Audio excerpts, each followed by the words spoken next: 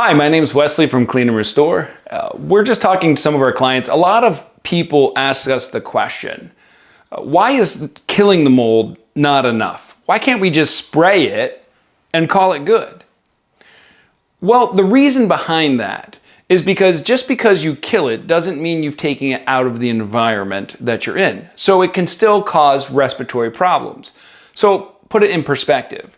If somebody was allergic to shellfish, for instance, they would not be able to eat the shellfish whether they were alive or whether it was dead or cooked. What's the reasoning? Well, the reasoning is because they'd have an allergic reaction. It would bother them. So what has to happen is they have to take it out of their diet. Well, mold is very much like that. It bothers our respiratory systems and it gets breathed in. So whether it's dead or alive, we can have a reaction to it. So it has to be removed from the environment. So any company that comes in and just says, well, we'll spray it and you're all good.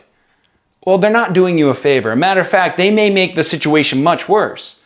If you look up on the EPA website, it recommends a HEPA vacuuming, a sanitizing, and HEPA vacuuming again. Well, what's the point? Well, the point is to remove the mold from the environment under controlled conditions. So you set up negative air machines. You work through the problem so that you know for sure the mold spores have been removed. And therefore, you have somebody come in behind you and they post-test, an industrial hygienist. That's the other question people ask. Well, how do I know that when the work is done, that it's taken care of, the problem is solved?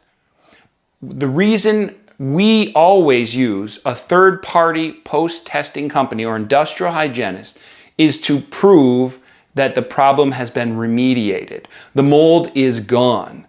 Anybody who does not post-test or does their own post-test, you have to question, are they doing what's best for your interest as a homeowner?